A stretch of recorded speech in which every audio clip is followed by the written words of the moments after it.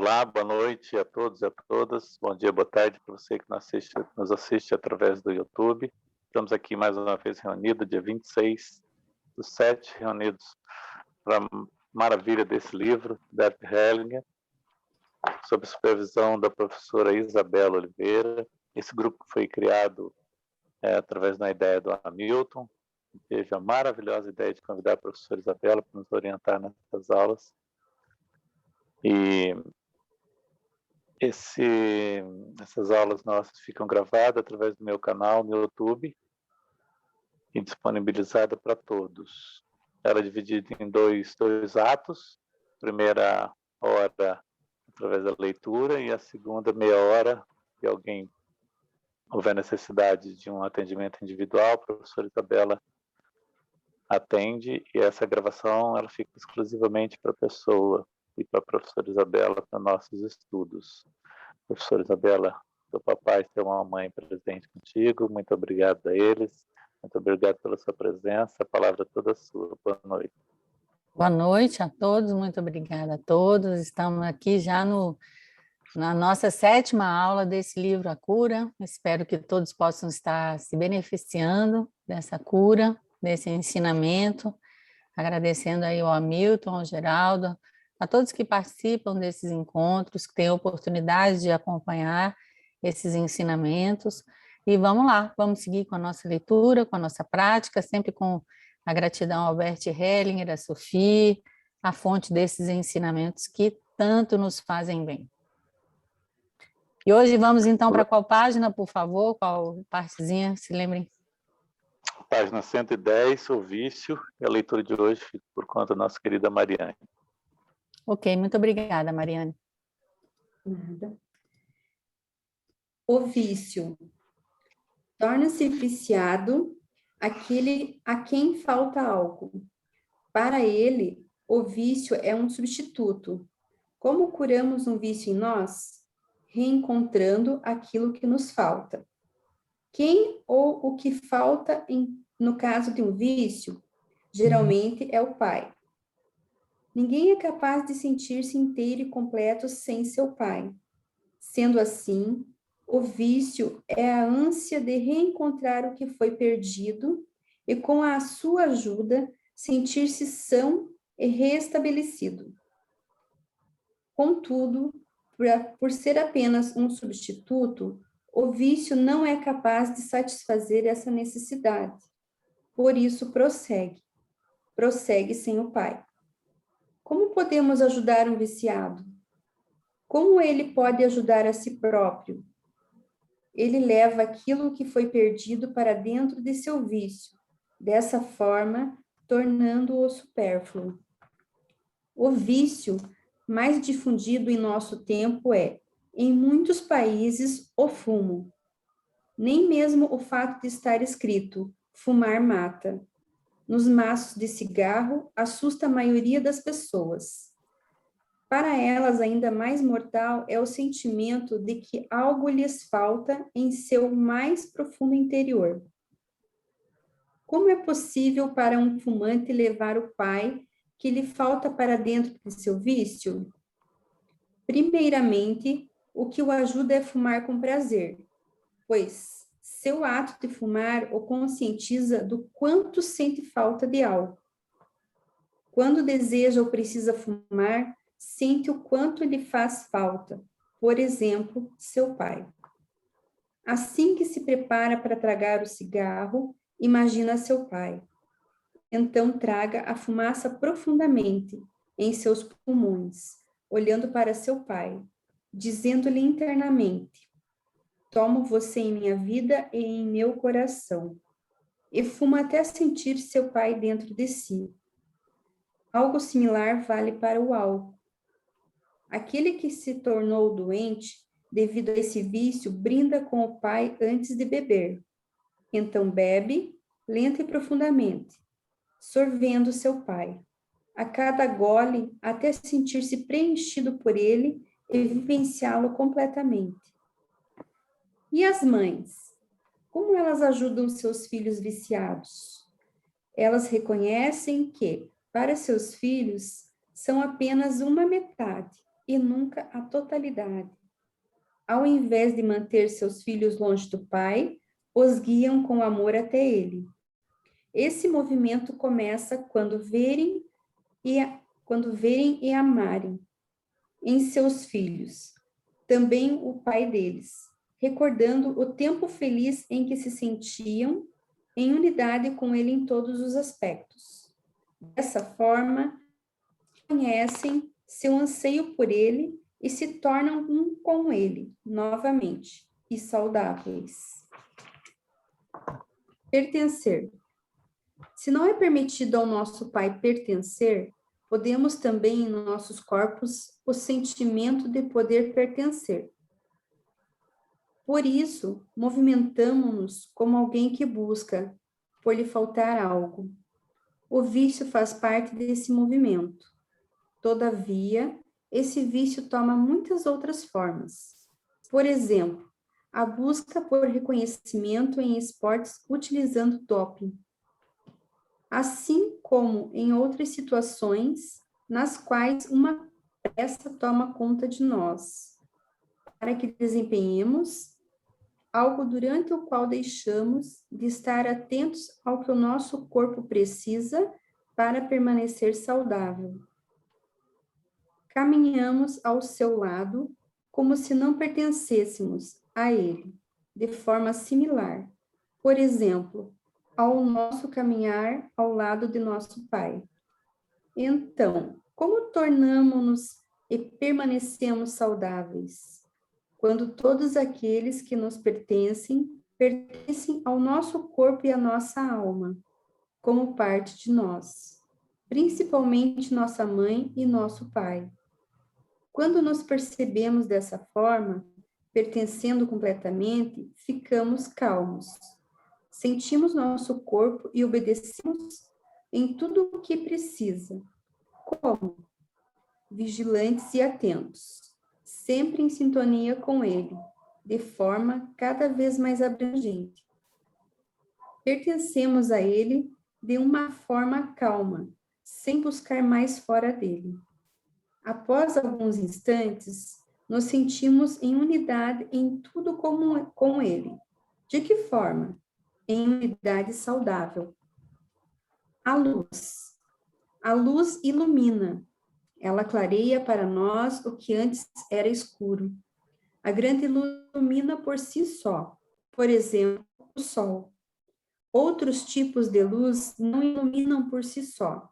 São iluminados por outra luz e refletem a mesma. Por exemplo, a Terra e a Lua.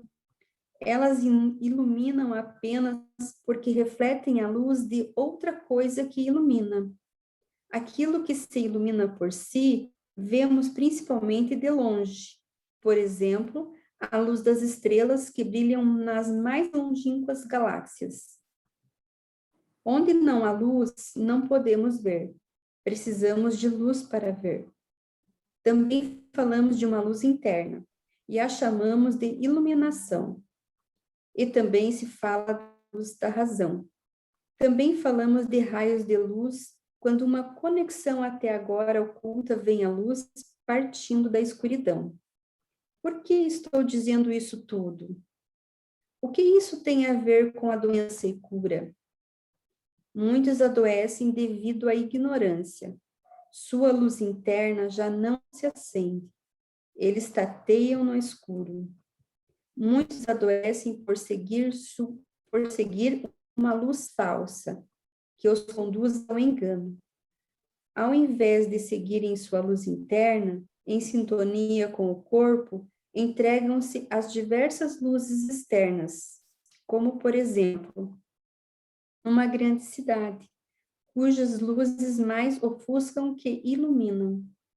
Podemos comparar a essa cidade os diversos campos espirituais, que nos dizem o que é certo e o que é errado, também para a nossa saúde.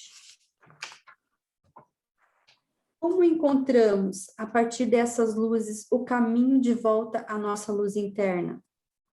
Através da vigilância. É de se admirar que, apesar das provas claras em relação aos alimentos que realmente nos nutrem, esse conhecimento só se impõe lentamente, enfrentando muita resistência. A pergunta é: o que em nós é contra esse conhecimento? O que cobre essa luz, fazendo com que apenas um pequeno grupo a possa ver? Também podemos nos perguntar: como é possível que sigamos tão despreocupadamente um caminho que nos faz adoecer? A vida plena, que nos mantém saudáveis, exige que hajamos. A vida pela metade, que adoece, é confortável. Da mesma forma que um caminho de subida exige mais de nós que um de descida. Por que isso é tão difícil? Porque toda luz também projeta sombra. Quanto mais brilha, mais longa é a sua sombra, até projetar no final a sombra da morte. Ok.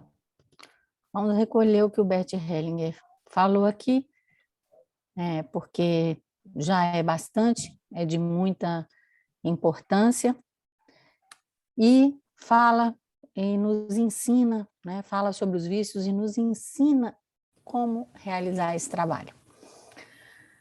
Na aula passada, terminamos a aula falando sobre a importância do pai, né, e aí entramos no capítulo dos vícios, onde o Bert Hellinger mostra o que eles são e como podemos curá-los. Eu já tirei até foto disso, eu guardo dentro das minhas fotos do celular, porque eu acho que esses são best-sellers que todo mundo tem de problema, e esse texto, para mim, eu sempre, uma e outra vez, eu volto a ele, uma e outra vez eu aprendo com ele. Então, como curamos um vício em nós? Etapas. E, como talvez vocês já saibam, Bert Hellinger ele sabia do que ele estava falando mesmo, porque ele também foi fumante.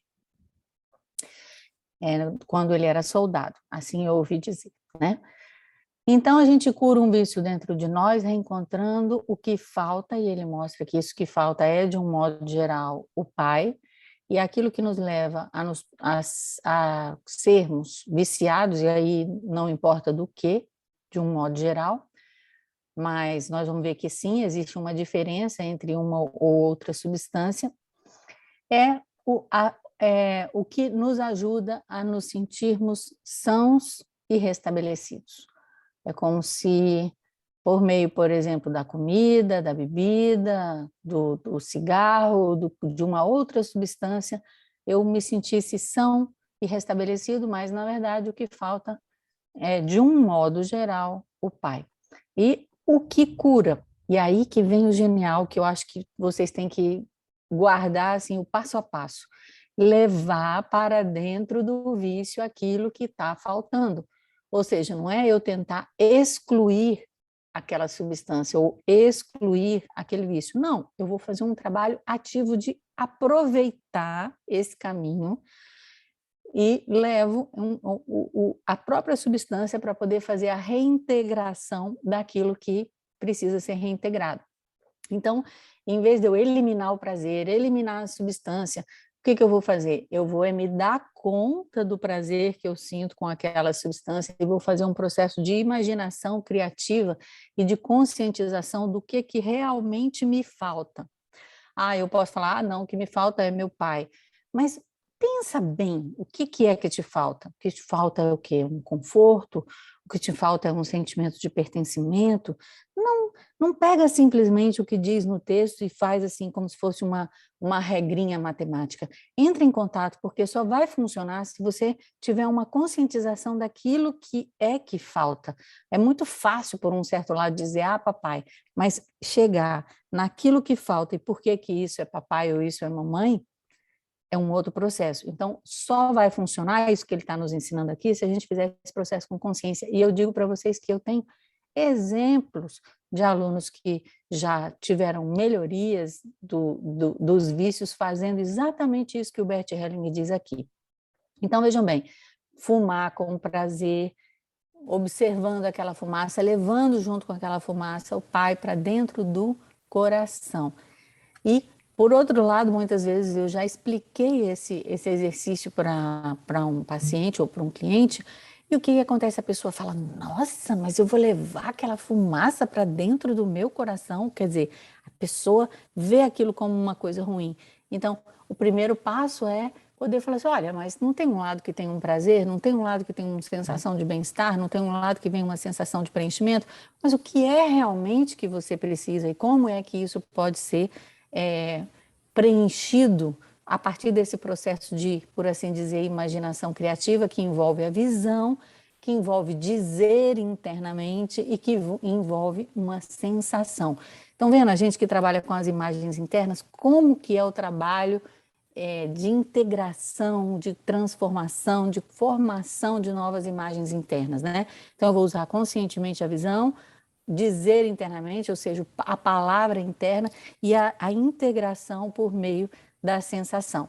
E aí a pessoa vai fazendo, bebendo ou fumando, o que quer que seja, até sentir o quê? Isso que falta dentro dela, dando-se conta de quem falta, né? E podendo ir se sentindo preenchido não com a substância, mas com a pessoa ou com a sensação ou o que quer que seja que ela faz, que ela sente falta.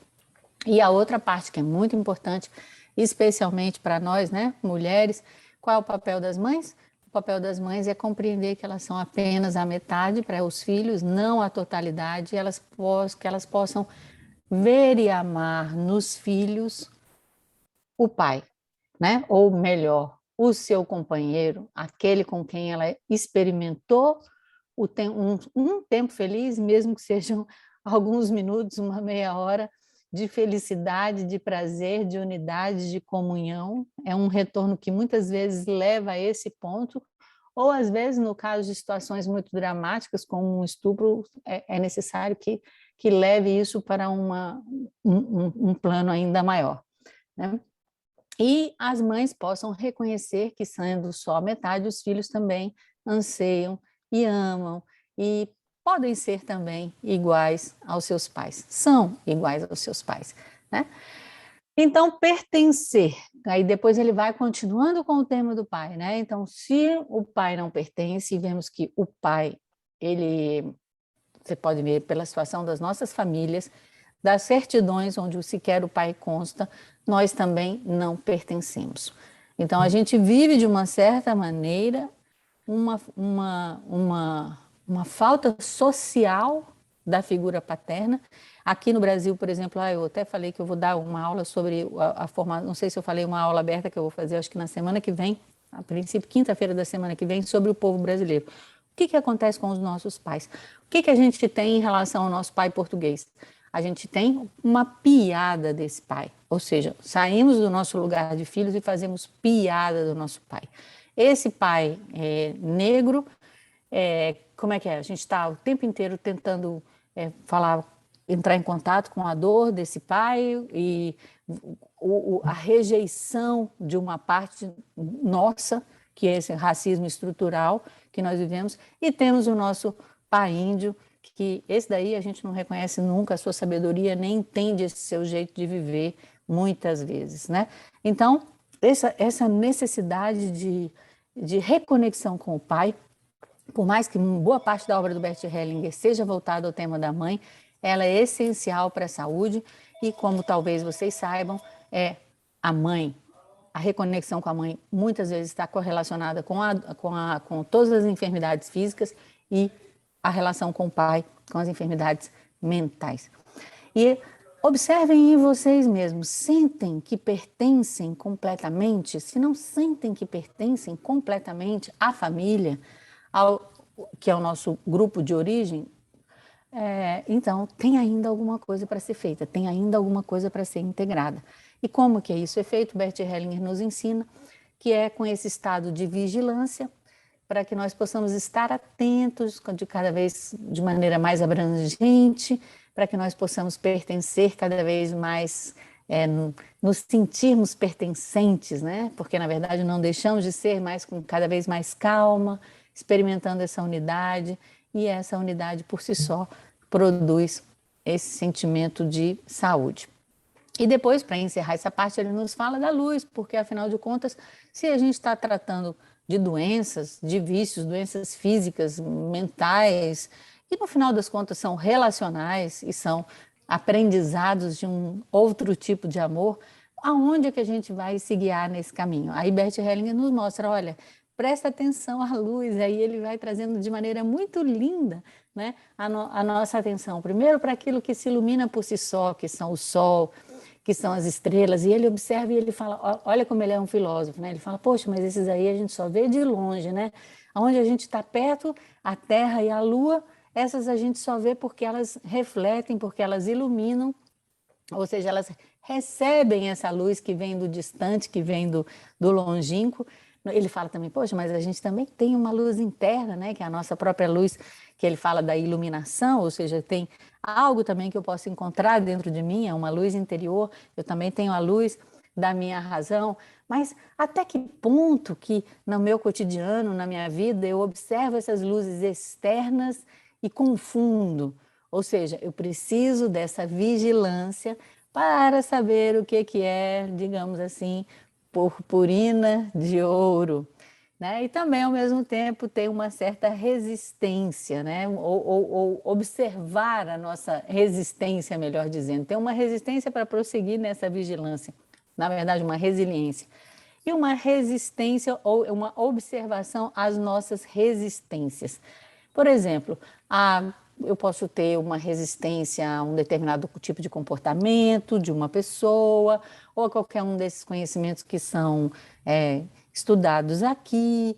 Então, observe aonde você tem uma resistência e ali também você vai encontrar um caminho para a luz, já que não existe luz sem sombra, que é como ele termina essa parte do texto. Alguma pergunta? Algum comentário? Adoro as tuas explicações. Então, quem é que gostaria de falar agora, por favor? Geraldo, você conduz. Quem levantou a mão foi a Yolanda, né? Yolanda? Yolanda. Não? Luzia, não, também não. Então foi eu mesmo. Então é você, vai. Professora, assim como a senhora deu um exemplo desse exercício do cigarro, né, para você poder colocar o seu pai e tomar o papai, como é que nós podemos fazer isso no vício dos jogos? Um exemplo, assim, um exercício. Isso é uma ótima pergunta, mas o caminho é sempre o mesmo. A questão é saber o que é que falta com relação a todos os vícios. A todos os vícios. Aí, né, por exemplo, eu tenho, como talvez alguns de vocês saibam, eu tenho um mestrado, um doutorado e um pós-doutorado sobre o tema das drogas, né? E mesmo assim eu ainda sempre continuo aprendendo. A professora Angélica Oliveira, por exemplo, ela fez um estudo sobre o que é que representava cada substância dentro da família. E quando a gente vê dentro da cultura, por exemplo, dentro da cultura mexicana mesmo, né? Então eles chamam o peiote, por exemplo, de abuelito, os cogumelos, eles vão chamar de ninhos santos, eles vão falar sobre a marihuana, como eles chamam a cannabis lá, eles falam de Santa Rosa. Então, o tabaco é o hermanito. Então, isso também já vai dando a mama coca. Então, isso já vai dando para nós também um pouco de orientação através da cultura nativa a que é necessário fazer como é que se diz? Uma integração. E quando a gente vai olhando também dentro da história das drogas, o que a gente observa? Qual foi a primeira cultura, qual foi a primeira substância que foi proibida? A primeira substância que foi proibida e continua sendo proibida foi o álcool. E foi proibida dentro do âmbito da religião cristã. Da religião islâmica. E depois a religião cristã fez o contrário. A religião cristã, os árabes no século 7, 8 depois de Cristo, proibiram o vinho, e aí o que eles fizeram? Começaram a demonizar o haxixe, né, que é um dos substratos da maconha, que é liberado, digamos assim, dentro da religião cristã. Então, vocês já começam a ver que a questão toda da proibição, que é, por assim dizer, um aspecto social desta doença, que é, digamos assim, na alma, ela se refere à família, mas ela também tem uma dimensão social.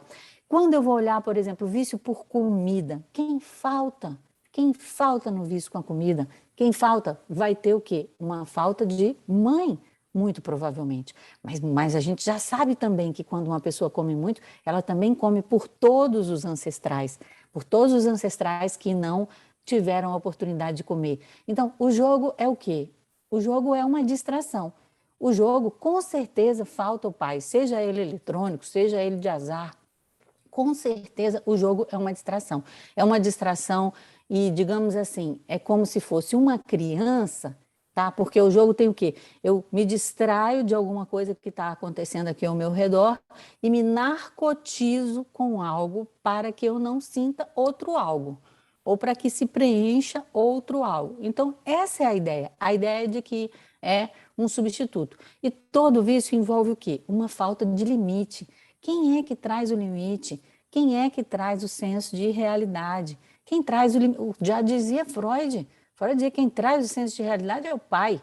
Quem dá o limite ao pai, quando o pai falta, tem o Estado, tem o sistema judiciário, entendem? Mas isso resolve? Eu simplesmente proibir, eu dizer que não faz, ou eu colocar na cadeia, ou eu colocar no manicômio, ou eu colocar numa clínica? Não. O que a gente está observando aqui é que tudo que aquilo que eu excluo vai ganhar força.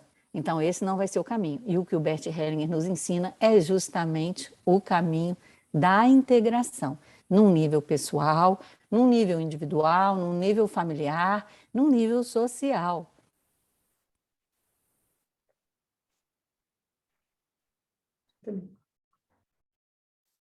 Te respondi, Geraldo? Sim, sim, obrigado. Mariane. Olha. Isabela, na realidade, como você falou dos vícios ali, o Geraldo trouxe o jogo, eu falei, na leitura tem o cigarro e o álcool. E quando, eu sei que são os vícios, essa falta, mas quando uma pessoa tem esses três juntos, que daí o Geraldo trouxe o jogo, exatamente. Ela tem... é o pai 3 vezes ao quadrado, põe aí muitas vezes, não continua sendo a mesma coisa. Qual a nossa responsabilidade como mulheres? O Bert Hellinger dizia assim, a guerra começa no coração das mulheres. Entende? Essa ideia que a mulher tem, porque, na verdade, ele sempre nos deu o lugar que nós temos, de uma certa maneira, de precedência e de grandiosidade. Ele sabe muito bem disso, que toda mulher coloca a sua vida em risco quando ela diz sim para um filho. E essa grandeza, essa experiência não é dada aos homens.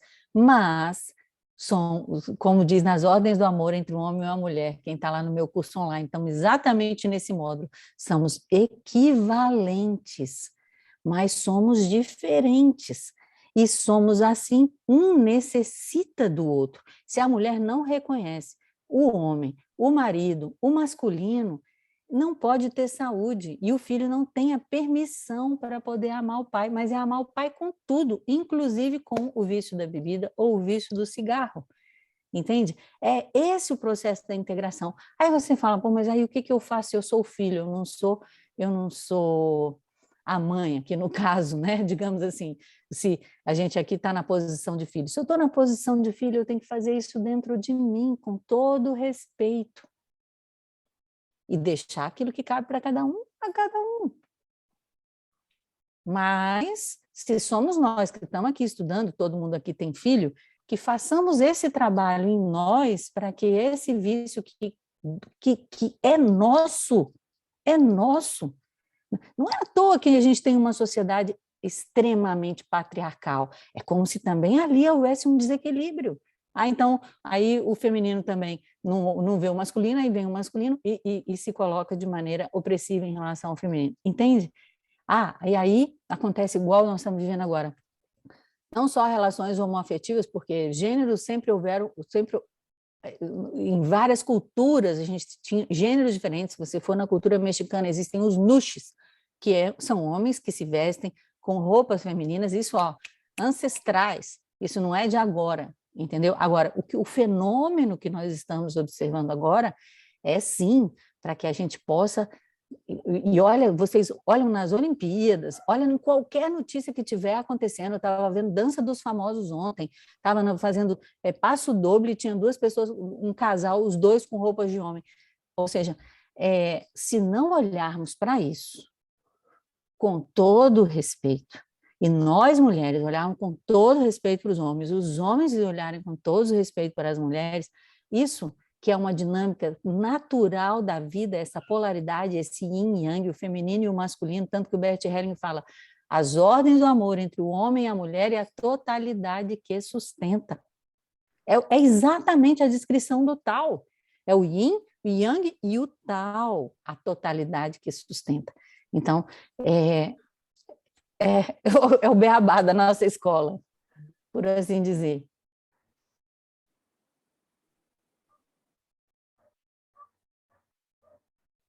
Respondi, né? Faltou alguma coisa? Respondeu sim, Isabela. Eu estou vendo que a Josiane está com a mão levantada. Eu cheguei, inclusive, a fazer uma live. Lá no meu Instagram tem uma live só sobre isso. Ana, pode falar. Ana ou Josiane? Quem está falando aí primeiro? Eu queria saber onde é que eu posso estudar mais sobre essas drogas. A senhora citou, né? Como os mexicanos, inclusive, têm essa cultura de nomear. Eu fiz uma dissertação de mestrado, que foi o meu mestrado em Psicologia Sistêmica, que se chama História Sistêmica das Drogas.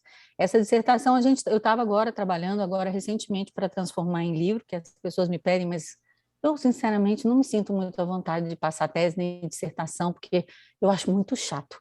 Então, eu vou fazer isso, mas a gente pode combinar uma aula aberta, caso tenha mais pessoas interessadas, a gente faz uma aula aberta sobre a história sistêmica das drogas. Chamo, inclusive, minha colega mexicana, Karina Malpica, sobrinha da professora Angélica Olveira, para que a gente possa falar sobre esse assunto. Eu pergunto porque já chegou casos mesmo para serem olhados, né, de dependência de outros tipos de drogas, tanto de drogas sintéticas quanto de cocaína, enfim. E eu gostaria até de Então, primeiro vê lá a live que eu já fiz.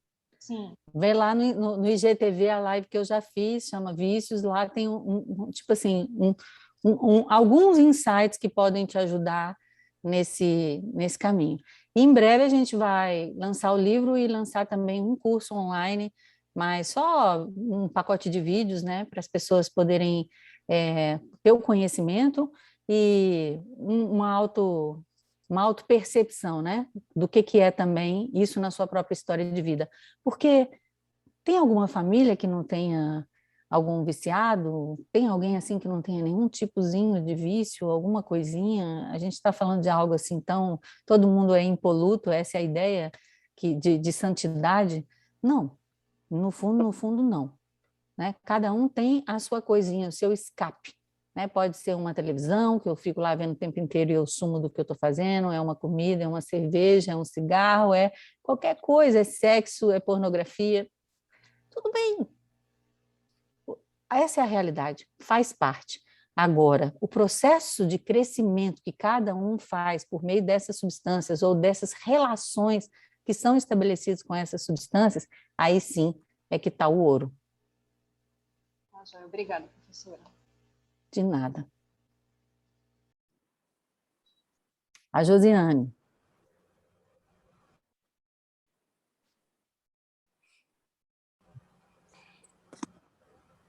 Abre seu microfone, Josiane. Desculpe. O chocolate, Isabela, seria incluído na comida ou o chocolate teria uma imagem diferente, especial? Chocolate nem é vício. Não? Não, eu estou brincando. Claro que isso inclui na eu já ia começar a comer o trabalho todo dia. Olha que incrível. Mas no fundo, que viciado que acha que o seu vício é um vício? Não acha. Quando é que eu sei que é um vício? Quando eu posso dizer que eu tenho síndrome de abstinência. Ou seja, quando não consigo ficar sem aquilo me causa um um desconforto maior do que a presença, ou quando a presença daquilo, ou seja, o uso contínuo daquela substância me gera algum tipo de dano, e mesmo assim eu continuo comendo chocolate. Aí sim, né? Ou seja, é por isso que muitas vezes os vícios foram considerados distúrbios da vontade, mas não são distúrbios da vontade. Bert Hellinger está nos mostrando que eles, na verdade, eles são uma tentativa da nossa parte sã de buscar o que ela precisa, que é a completude. Margarete, olha, hoje não vai ter atendimento, não. Nós vamos até 7 meses, senão a gente não consegue andar com esse livro, tá? A relação de codependência também é trabalhada desta forma? Relações abusivas, a codependência, né, dos próprios viciados, como é que é?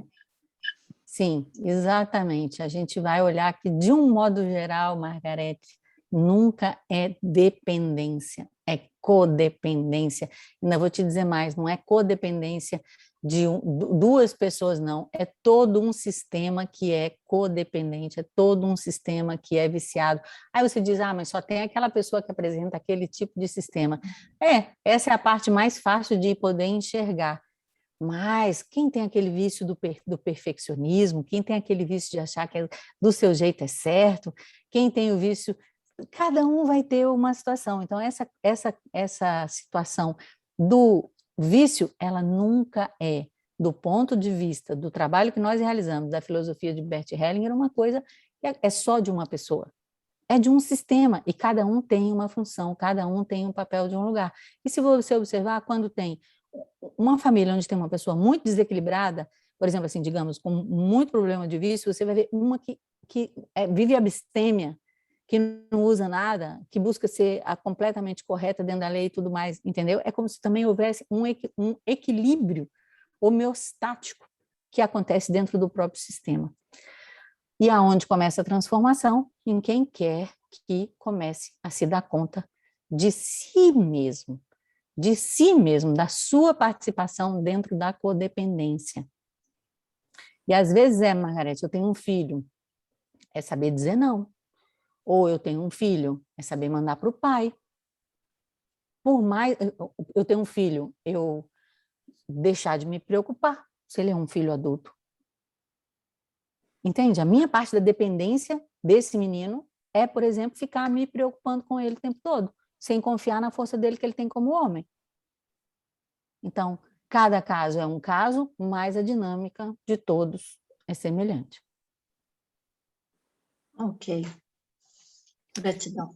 E aí eu ainda tinha até pensado, né? Eu ainda queria fazer isso, e algum dia, se alguém se animasse, era pegar aqueles passos do AA, né? Alcoólicos Anônimos, que, na verdade, eles são utilizados em absolutamente todos os tipos de dependência, e fazer uma releitura sistêmica desses passos.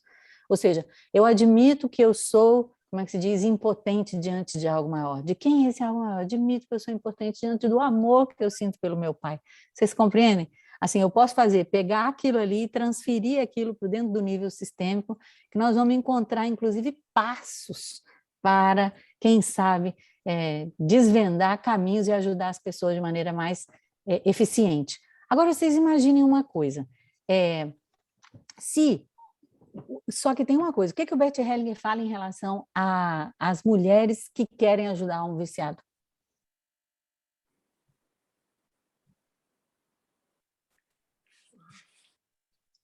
É uma transferência, né? Ela quer ajudar o outro, mas não quer ver De um em si modo mesmo. geral, não pode. Ô, Isabela, Geral, não pode. A grande ajuda da mulher é falar, olha, vai lá no doutor Geraldo. Isabela, Entendeu? o Bert dizia que só pode ajudar os viciados quem se dá bem com o pai. Tem o pai no coração. Exatamente. Mas, de um modo geral, para nós mulheres, e olha que isso eu tenho um mestrado, um doutorado, um pós-doutorado, eu digo que também é uma compreensão que, para isso, eu preciso dos homens. E talvez seja, assim, uma das esferas dentro do nosso trabalho onde a gente realmente aprende o valor dos homens. Isabela, que maravilha isso aí que você propôs dos alcoólicos, pegar os passos do ar.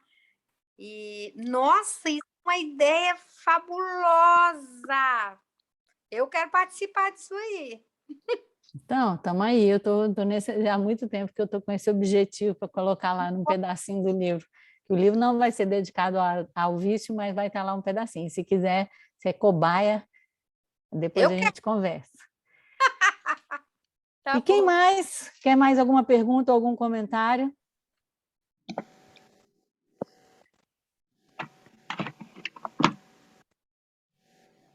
Então, bora em frente, para a gente seguir com a nossa aula. A outra celebração da morte. Superar medos. Quando alguém tem um problema, existe por trás disso um medo. O medo de que algo aconteça. Também o medo de uma doença. Por trás desse medo está a ideia de que nós mesmos devemos agir, como se tudo dependesse da nossa ação. Imagino, por exemplo, uma situação na qual faço uma viagem de trem. Este anda por si só, sem que eu tenha que ter medos em relação a ele. Há outra pessoa que se preocupa para que tudo dê certo. Podemos, de certa forma, levar as nossas vidas dessa maneira. Ontem fizemos um exercício. 12 pessoas se posicionaram em círculo em torno de uma doença, que ficou no meio. As 12 pessoas representavam o corpo de um doente. Essa imagem mostra que existem diversas pessoas no contexto de uma doença. Ou seja, que o nosso corpo contém, como força, diversas pessoas, as quais atuam independentemente, podendo se opor umas às outras ou agir juntas. Mais um aspecto se tornou claro durante a atividade. Carregamos em nossos corpos pessoas que estão mortas. Elas nos atraem consigo para a morte. O movimento decisivo que pudemos ver nesse exercício é que, ao acompanharmos de forma precisa esse movimento, percebemos que esses mortos desejam estar mortos. Se nos entregamos a um movimento maior, esses mortos vão de encontro à sua paz. Conseguem isso quando lhes permitimos ir com amor. Às vezes precisamos voltar nosso olhar para eles e reconhecê-los como algo que nos pertence. Então, se deitam e fecham os olhos. Numa constelação, isso mostra que o fim chegou para eles. Esse movimento possui um efeito forte em nossa vida. Estamos livres para o nosso futuro. Meditação. Para onde foram as flores? Vamos ao nosso centro.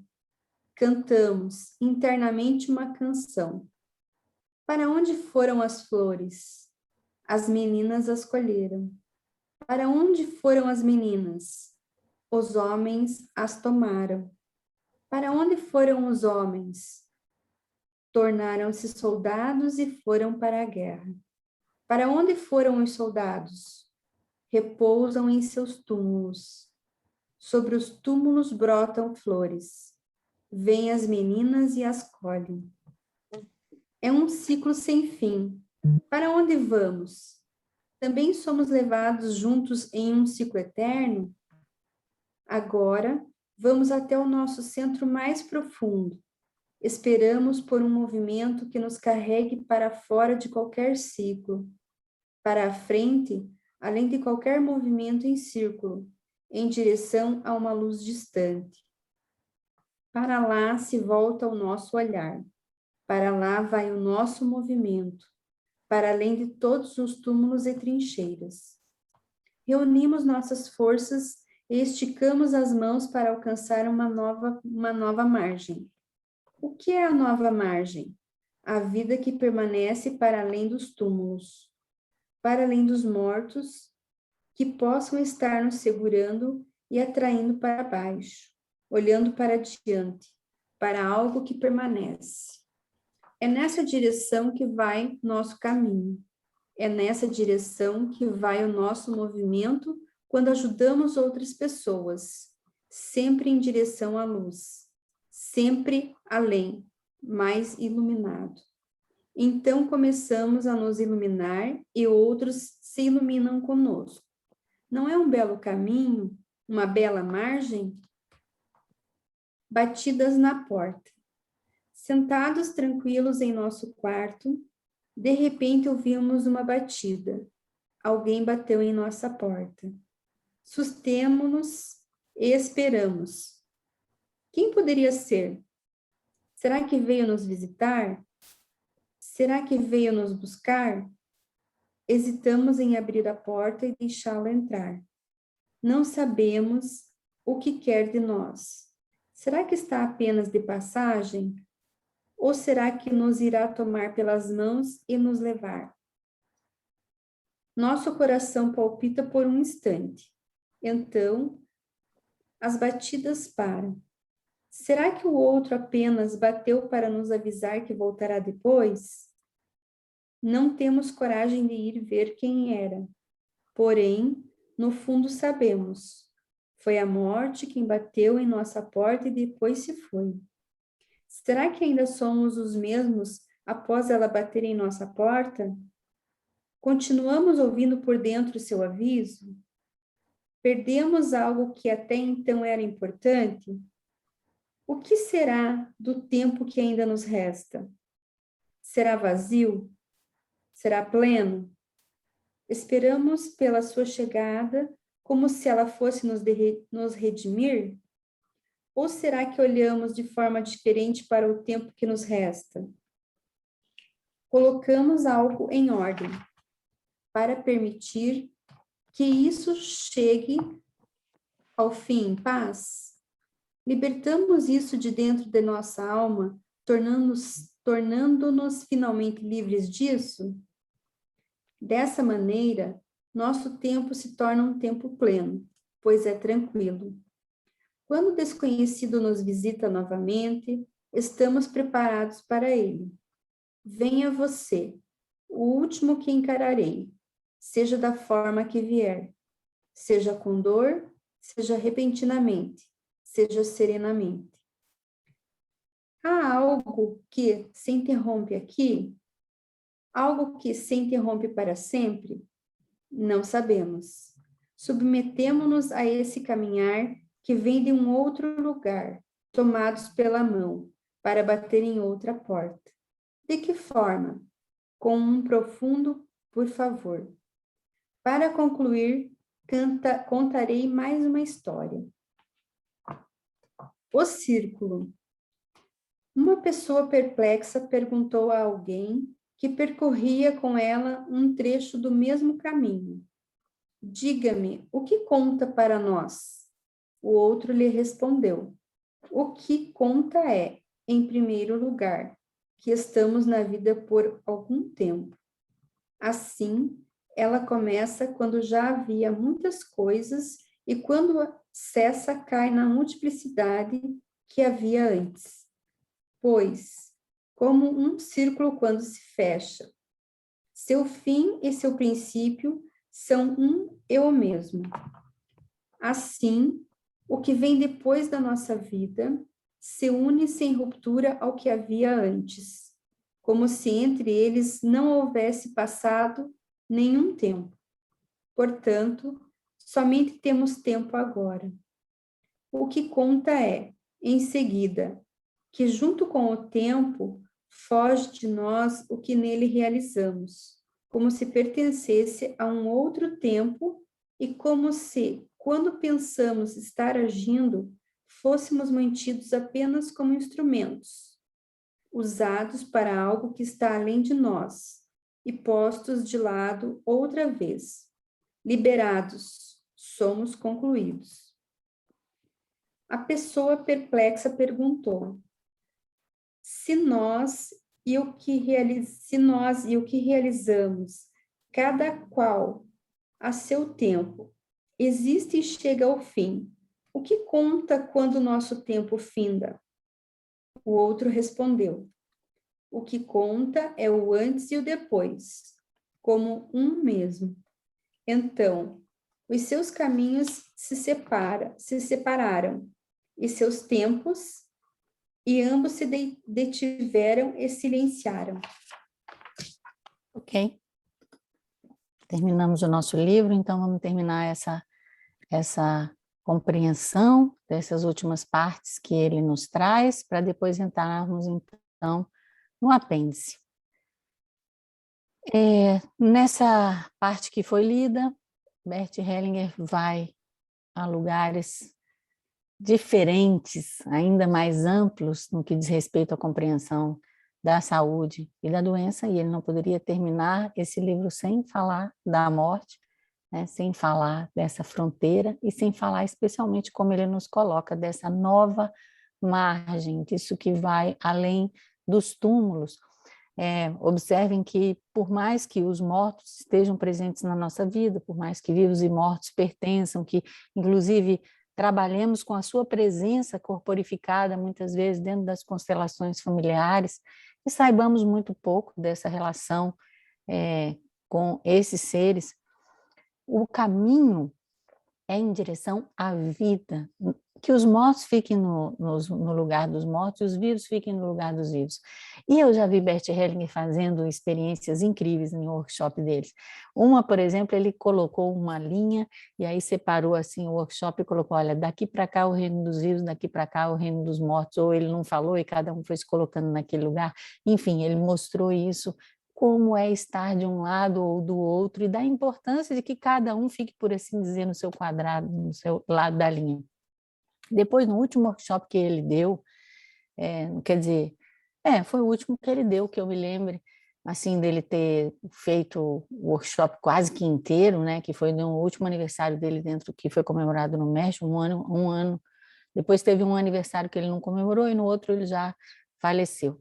E ele mandou apagar todas as luzes de um teatro imenso, justamente para dar essa ideia de sair do reino da morte, sair do escuro para ir para o claro. Então, e isso também, a gente pode fazer isso dentro da constelação familiar, levando muitas vezes uma pessoa que está olhando para o chão, uma pessoa que está olhando para o passado, porque olhar para o passado também é olhar de uma certa maneira para algo que já morreu. Então, olhar para o futuro, olhar para essa luz, né? Então ele fala assim, olha, o caminho é sempre em direção à luz e além, né? Ou a gente fala quando uma pessoa morre, olha, siga a luz, siga a luz. Então, aí ele mostra de que maneira, com essa compreensão e com esse comprometimento, com essa autotransformação, com essa autoconsciência, nós vamos começando a iluminar não só nós mesmos, mas as outras pessoas que estão ao nosso redor. E depois ele traz uma meditação que eu acho impressionante. Eu não sei se vocês conhecem também uma outra história do Bert Hellinger que se chama O Hóspede. Ela está, que eu me lembro no livro A Própria Felicidade, se não me engano, lá no volume 2, O Hóspede, que é justamente essa ideia de que tem lá um cara na sua fazenda e de repente chega um hóspede, ou seja, nós estamos aqui sentados no nosso quarto, alguém bateu, quem? Ou nós estamos assim, de qualquer maneira, ao longo do nosso dia, chega uma raiva, chega um mal-estar, quem bateu na porta? Quem quer entrar? Nós vamos deixar, nós vamos dar passagem, nosso coração percebe a presença desse outro e, em última instância, o que ele mostra é que esse outro que tanto nos amedronta é a própria morte. E a partir da integração, e aí ele vai mostrando assim no final desse livro que tratou da cura, que tratou da doença, que tratou da saúde, ele vai mostrando da importância da morte como uma integração de algo que é inevitável, que, como na história que ele vai contar depois, né, une o fim e o começo. Então, como nós vivemos o tempo que nos resta quando olhamos para a morte, quando olhamos para esse desconhecido, para esse último, como ele fala, né? De que maneira eu olho de novo para a vida? Há algo que se interrompe com essa morte? Nós não sabemos. Se interrompe para sempre? Nós não sabemos. Agora, quando a pessoa vai ler um livro, por exemplo, que eu amo aquele livro, Mente Zen, Mente de Principiante, ele vai falar assim, olha, algo acaba e algo não acaba. E as duas coisas coexistem. É um paradoxo. Algo sim acaba. É fato, acaba. O corpo acaba. Agora, o que continua? Nós não sabemos, né? Então, e ele fala, como que nós batemos a essa porta, né? Como, quando chegar a nossa hora, quando chegar a nossa hora de olhar de verdade para isso, como ele fala assim, com um profundo por favor, né? Um profundo por favor. Depois ele conta essa bela história, como vocês sabem, as histórias do Bert Hellinger são histórias simbólicas, como as parábolas, como essas histórias que são repassadas nas lendas, e essa história ela vai falar justamente desse, olha só, o círculo. Estão lembrados daquela serpente que come o próprio rabo, o Ouroboros, né? Aquela serpente que come o próprio rabo, o círculo Zen, quando você olha o círculo Zen, nós falamos do tal, né? do símbolo do Yin Yang. Mas o círculo Zen, ele nunca se fecha. Ele é um círculo que está aberto. E é isso que é o mistério, né?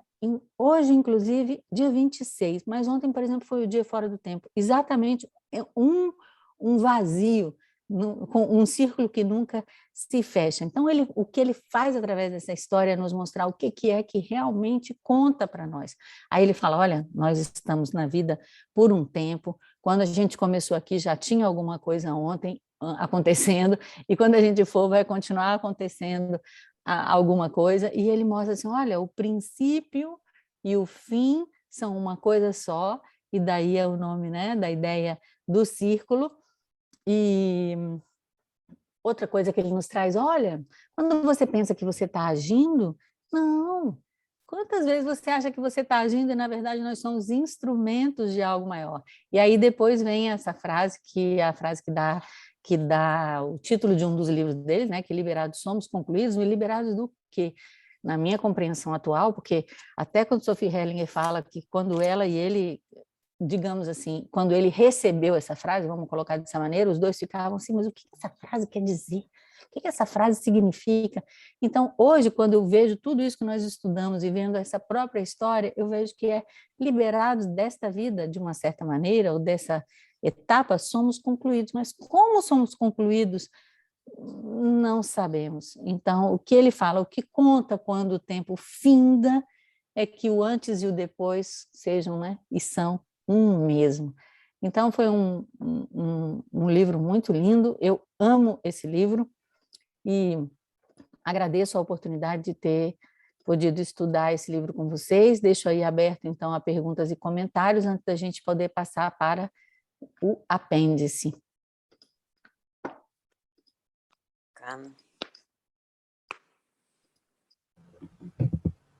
Eu.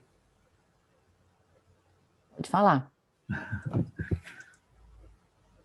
Professora Isabela, a senhora, alguns minutos atrás, disse que não teria um atendimento, né? Vai estar precisando, é tipo isso?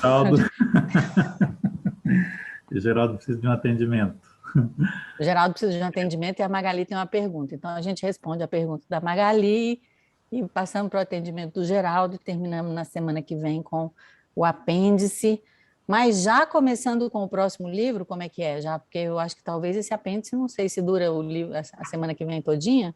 Eu acredito que... Sim?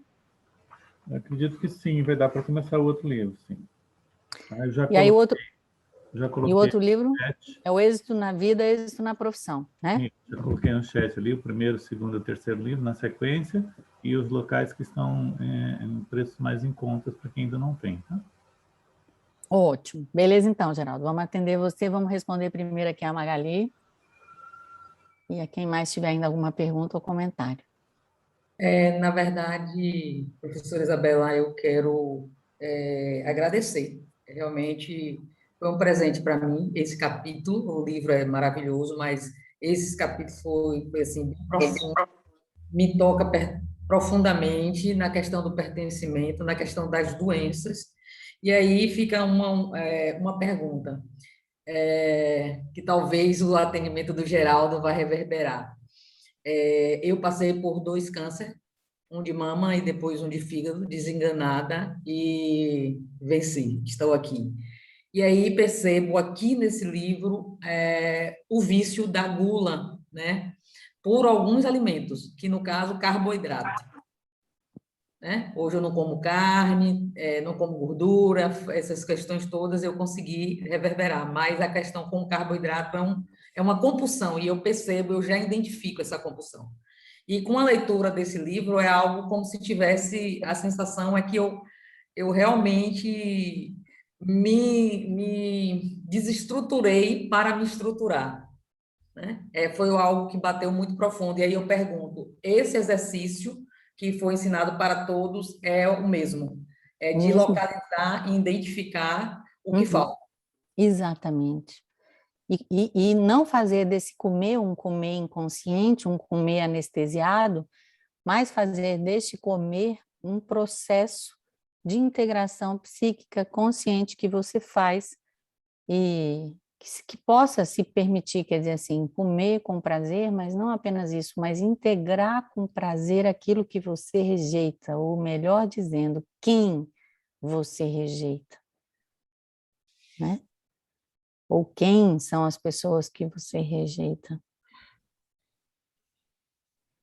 Agora, lembrando que o Bert Hellinger tem um livro inteiro sobre o câncer, né? Além desse trabalho com o câncer, eu também tive a oportunidade de acompanhar uma vez num seminário na Alemanha que ele chamou a pessoa, agora eu esqueci o nome dele, mas eu posso falar para vocês a técnica que chama Radical Forgiveness, perdão radical, que foi lá dar uma palestra, e é um médico que trabalha com câncer e que foi atrás de uma, digamos assim, de uma maneira de ser dos africanos, né?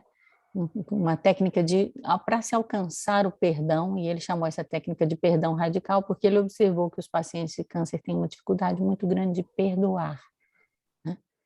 Perdoar. E aí Bert Hellinger muitas vezes fala sobre a questão da mãe no que diz respeito ao câncer, e aí você observa, né, que é o carboidrato, e o carboidrato vira o quê? Vira açúcar, né? Vira o doce da vida, de uma certa maneira.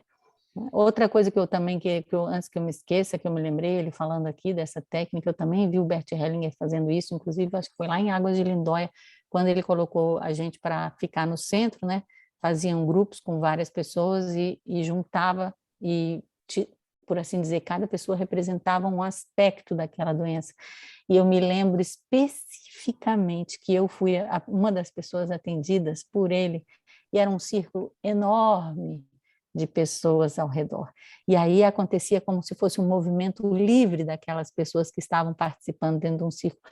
Agora, eu fiquei muito impressionada, porque dentro das minhas pesquisas, que são bem mais multidisciplinares do que aquilo que vocês, de um modo geral, me conhecem, eu, por exemplo, vi essa mesma técnica ser utilizada dentro de um trabalho mediúnico dentro da floresta amazônica. Ou seja, e é algo que nós, de uma certa maneira, fazemos dentro da constelação familiar, mas que as culturas autóctones, vamos colocar dessa maneira, né, que os povos nativos de diferentes culturas, diferentes países, já sabiam desses vários aspectos, dessas várias dimensões da doença. Então, anotem também aí no livro como uma técnica, que vocês depois, quando forem consteladores, caso queiram ser consteladores, podem também utilizar no seu trabalho. Gratidão. Eu que agradeço a todas as perguntas, todos os comentários. Ainda tem mais algum antes do Geraldo?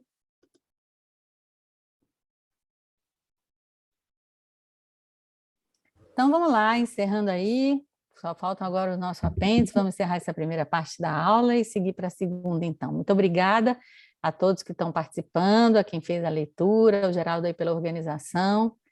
E vamos em frente. Muito obrigado e boa noite. Boa noite.